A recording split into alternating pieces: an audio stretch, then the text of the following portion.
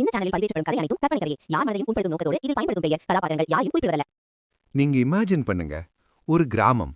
அங்க எல்லாரும் இருக்காங்க, ஆனா யாரும் பேசல. மார்னிங்ல டீ கடை ஓபன் ஆகும், ஆனா சவுண்ட் இல்ல. ஸ்கூல் பெல் அடிக்கும், ஆனா சிரிப்பு இல்ல.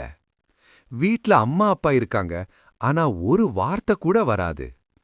இது ஒரு நோயா, இல்லாட்டி ஒரு சாபமா, இல்லாட்டி இன்னும் பயங்கரமான ஏதாவது நடந்துச்சா? இந்த கிராமத்துக்கு திரும்பி வர்றான் அரவிந்த். அவன் பார்த்தது என்ன தெரியுமா?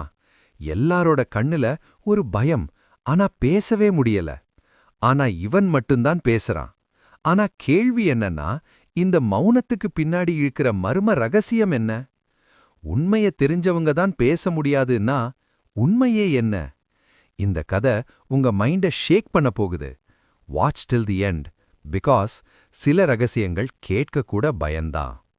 தமிழ்நாட்டின் தெற்கே மலைகளாலும் காடுகளாலும் சூழப்பட்ட ஒரு சிறிய கிராமம் இருந்தது. அந்த கிராமத்தின் பெயர் அருணோதயம். அந்த பெயரைப் போலவே அந்த ஊர் ஒரு காலத்தில் ஒளிமயமாக இருந்தது. மக்கள் சிரிப்புடன் வாழ்ந்தனர். பண்டிகைகள் கொண்டாடப்பட்டன. கோவில் மணி ஒலித்தது, பள்ளி மணி ஒலித்தது, பிள்ளைகள் ஓடி விளையாடினர். ஆனால் ஒரு நாள் எல்லாம் மாறியது. அந்த மாற்றம் மெதுவாக வந்தது. முதலில் சிலர் பேசாமல் இருந்தனர். காய்ச்சல் இருக்கும் என்று நினைத்தனர். பிறகு சிலர் கேள்விகளுக்கு பதில் சொல்லவில்லை. அடுத்து முழு கிராமமே மௌனமானது. அந்த ஊரில் வசித்த இளைஞன் அரவிந்த். அவன் வயது 24. அவன் நகரத்தில் படித்து முடித்து தனது கிராமத்திற்கு திரும்பியிருந்தான். கிராமத்தில் ஏதோ தவறு நடக்கிறது என்பதை அவன் முதலில் உணர்ந்தான். அவன் வீட்டுக்கு வந்தபோது அவன் அம்மா வழக்கம் போல சிரிக்கவில்லை. அவன் அம்மா எப்படி இருக்கிறீர்கள் என்று கேட்டான். அவள் அவனை பார்த்தாள். கண்களில் உணர்ச்சி இருந்தது, ஆனால் வார்த்தை இல்லை. அவன் நினைத்தான், ஏன் எல்லோரும் இப்படி செய்கிறார்கள்? அடுத்த நாள் அவன் தெருவில் நடந்தான். வழக்கமாக அங்கு பேசிக் கொண்டிருக்கும் மூதாட்டிகள் அமைதியாக உட்கார்ந்திருந்தனர். குழந்தைகள் விளையாடவில்லை. தேநீர் கடையில் கூட சத்தமில்லை. தேநீர் ஊற்றும் சத்தம் மட்டும். அவன் மனதில் ஒரு பயம் தோன்றியது. அவன் தனது நண்பன் கார்த்திக்கின் வீட்டுக்கு சென்றான். கதவை தட்டினான். கதவு திறந்தது. கார்த்திக் அவனை பார்த்தான், ஆனால் பேசவில்லை. என்னடா இது, நீயாவது பேசு என்று அரவிந்த் கத்தினான். ஆனால் பதிலில்லை. அவன் கவனித்தான். எல்லோரின் கண்களிலும் ஒரு அச்சம், சொல்ல முடியாத ஏதோ ஒன்று. அந்த இரவு அரவிந்த் தூங்க முடியவில்லை. கிராமத்தில் ஏதோ மர்மம் இருக்கிறது. அது நோய் அல்ல, அது சாபம் அல்ல, அது வேறொன்று. அவன் தீர்மானித்தான், இந்த மர்மத்தை கண்டுபிடிக்க வேண்டும். அடுத்த நாள் காலை கிராமத்தின் பழமையான ஆலமரத்தின் கீழ் அவன் சென்றான். அங்கே ஒரு பழைய கல் பலகை இருந்தது. அந்த பலகையில் சில எழுத்துகள் இருந்தன. அவன் முன்பு அதை கவனிக்கவில்லை. அவன் அருகில் சென்று பார்த்தான். அதில் எழுதப்பட்டிருந்தது, உண்மையை அறிந்தவன் பேச முடியாது, மௌனம்தான் பாதுகாப்பு. அவன் அதிர்ந்தான். அந்த எழுத்து பழைய தமிழ் வடிவில் இருந்தது. இது சமீபத்தில் எழுதப்படவில்லை, பல வருடங்கள் முன் எழுதப்பட்டது. அவன் கிராம நூலகத்திற்கு சென்றான். நூலகம் காலியாக இருந்தது. நூலகர் கூட பேசவில்லை. ஆனால் அவன் கண்களில் ஒரு எச்சரிக்கை. அவன் பழைய பதிவுகளை தேடினான்.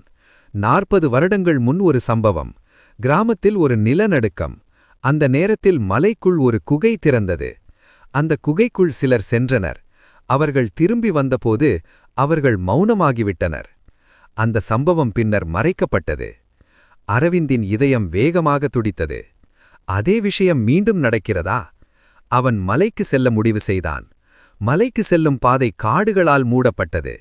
யாரும் அங்கே போகவில்லை போல. காற்றின் சத்தம் மட்டும். அவன் நடந்து கொண்டிருந்தான். ஒரு இடத்தில் காற்று திடீரென்று நின்றது. அமைதி. அவன் முன் ஒரு குகை. அவன் உள்ளே சென்றான். உள்ளே இருள், ஆனால் சுவர்களில் சில ஒளிரும் குறிகள். அந்த குறிகள் மனிதர்கள் வரைந்தது போல இல்லை, இயற்கையான ஒளி. அவன் மேலும் சென்றான். அவனுக்கு சத்தம் கேட்பட்டது. வார்த்தைகள் இல்லை, ஆனால் மனதில் ஒலி. திரும்பிச் செல்.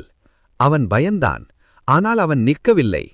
குகையின் உள்ளே ஒரு பெரிய கல். அதன் மேலே ஒரு பளிங்கு போன்ற உருண்டை. அவன் அதை தொட முயற்சித்தான். அந்த நொடியில் அவனது மனதில் 1000 குறைகள். அந்த குறைகள் பேசவில்லை, ஆனால் உணர்த்தின. அந்த குகை ஒரு அறிவுக்களம். அது மனிதர்களின் உண்மையான எண்ணங்களை வெளிக்கொண்டு வரும் இடம். யாராவது அந்த உண்மையை முழுமையாக உணர்ந்தால் அவர்கள் பேச முடியாது, ஏனெனில் வார்த்தைகள் போதாது. அரவிந்த் புரிந்து கொண்டான்.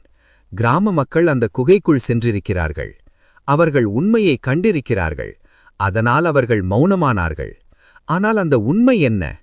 அவன் அந்த பளிங்கை தொட்டான். அவன் கண்களில் ஒளி, மனதில் காட்சிகள். கிராமத்தின் பழைய தலைவர்கள் ஒரு ரகசியம் வைத்திருந்தனர். அந்த மலைக்குள் ஒரு இயற்கை சக்தி இருந்தது.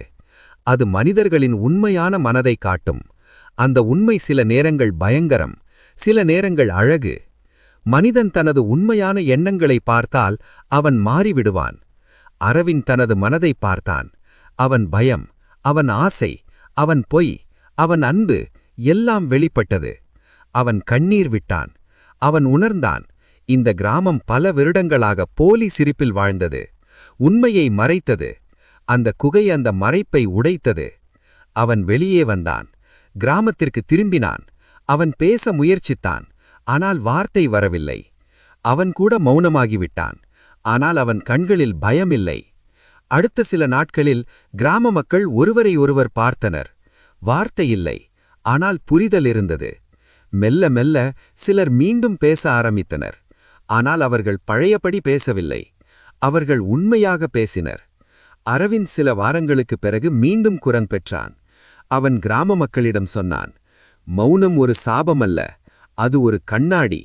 நாம் யார் என்பதை காட்டும் கண்ணாடி. அன்று நாள் முதல் அருணோதயம் கிராமம் மாறியது. அவர்கள் தேவையற்ற பேச்சை நிறுத்தினர். பொய்யை விட்டனர். உண்மையை ஏற்றனர். மலைக்குள் உள்ள குகை இன்னும் அங்கேயே இருக்கிறது. ஆனால் இப்போது யாரும் பயப்படவில்லை. ஏனெனில் அவர்கள் புரிந்து கொண்டார்கள், மர்ம ரகசியம் குகையில் இல்லை, அது மனித மனதில்தான் இருக்கிறது.